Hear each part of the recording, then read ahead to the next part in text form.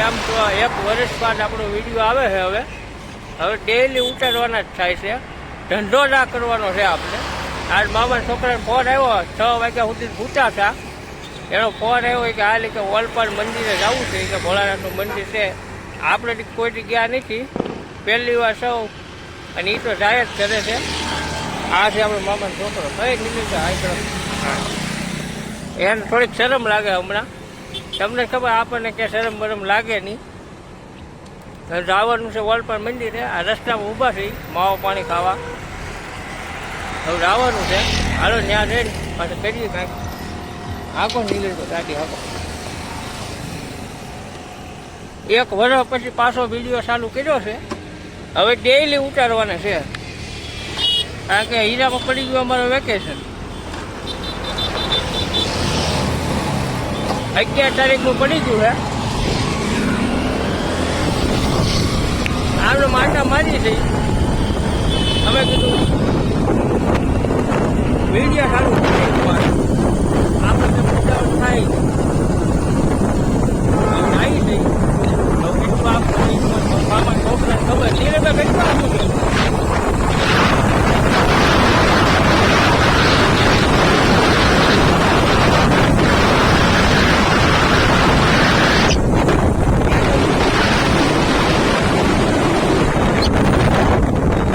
હવે જોઈએ કેટલું આખું છે એમ, કારણ કે 6 વાગ્યાના ઘેરેથી નીકળ્યા ગઈ.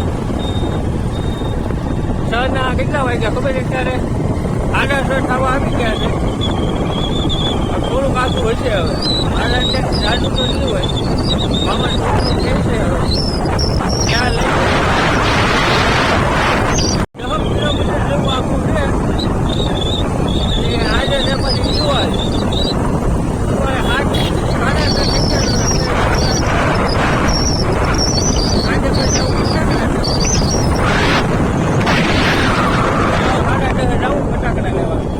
પછી પહોંચશું. એનો વિડીયો ઉતારવાનો છે આપણે. કાંઈ કામ છે જ નહીં. આપણે ધંધો જ કરવાનો છે. આપણે મહિનોની બધી એક વિડીયો ઉતારવાનો છે. બરોબર નથી?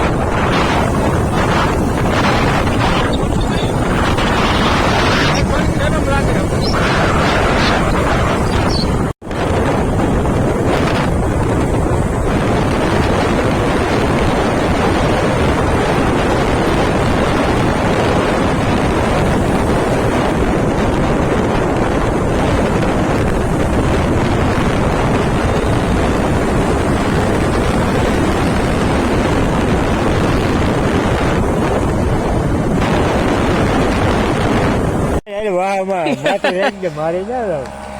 લકડા મસર આમાં ભટકાય છે ગાડીમાં.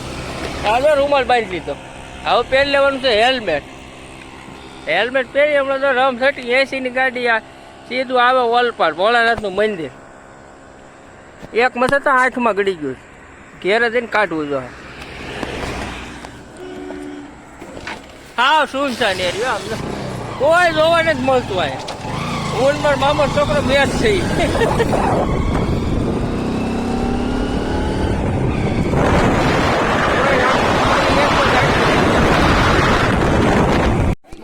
તો ફાઇનલી હવે પહોંચી ગયા છે ભોળાનાથના મંદિરે ઓલપાડ. 7 વાગ્યાના 6 વાગ્યાના ઘરેથી નીકળ્યા હતા. વાગી ગયા 7. ફાઇનલી પહોંચી ગયા. દર્શન બર્શન કરીએ. તમને કરે વિડીયો ઉતારવા દે તો ઠીક છે, નકર તો નહીં ઉતારવા ત્યાં.